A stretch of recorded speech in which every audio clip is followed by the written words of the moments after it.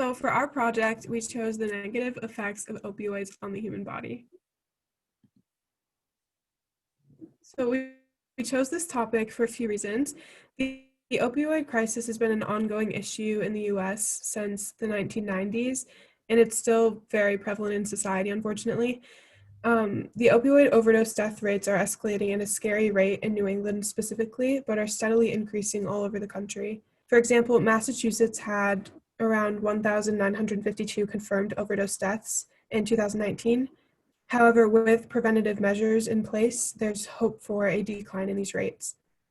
We were also interested in this topic because, as it turns out, first-time opioid users are close in age to us, typically starting in their early 20s.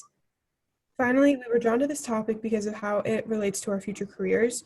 As nurses, we're probably going to be exposed to opioid use, abuse, and the negative side effects that come with it frequently.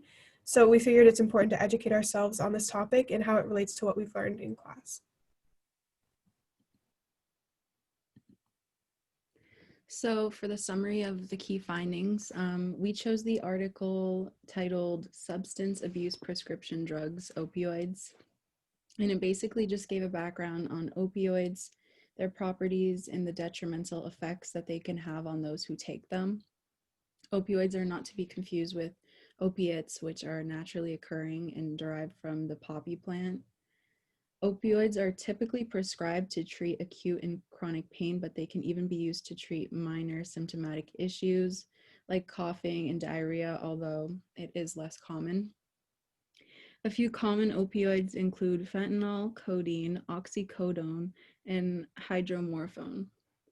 These are all opioids that can become extremely addictive and lead to dependency. Although opioids are used to alleviate pain, they can also create a feeling of euphoria, which is why many people misuse them. 8 to 12% of people who use opioids will develop an opioid disorder, and about 5% of those who misuse opioids will eventually transition to heroin. Many negative side effects can occur when taking opioids, some of which include drowsiness, slurred speech, a deficit in motor coordination, and sedation. When opioids are taken in high doses or mixed with other substances such as alcohol, it can even lead to death or loss of consciousness. Due to the dependency and addictiveness of these opioids, over 11.8 million people misused these drugs in 2016 alone. Looking at the graph, we can see that in 1999, the first wave of deaths hit due to prescription opioids, and then wave 2 hit in 2010, which was the heroin epidemic. 80% of the people who use these opioid painkillers began to use heroin, and we can see this statistic in the graph as the heroin deaths spiked during this time. Then wave 3 hit in 2013 with synthetic opioids hitting the market.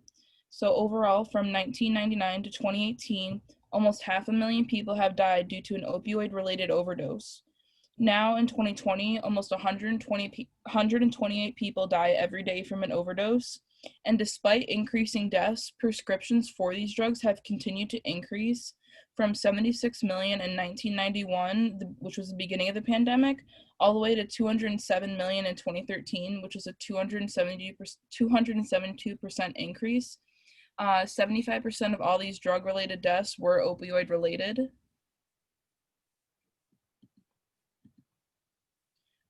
In order to help prevent overdose deaths and addictiveness, some preventative measures are in place, such as increased toxicology screenings for higher predisposed addiction, education about the drug and its risks, increased outreach programs for those already on the path to addiction, suicide prevention and monitoring systems, and some states have even began to prescribe less opioids, and instead they're finding alternative, less addictive drugs to overall try and decrease the deaths and end the pandemic. These are our references if anyone wanted any more information.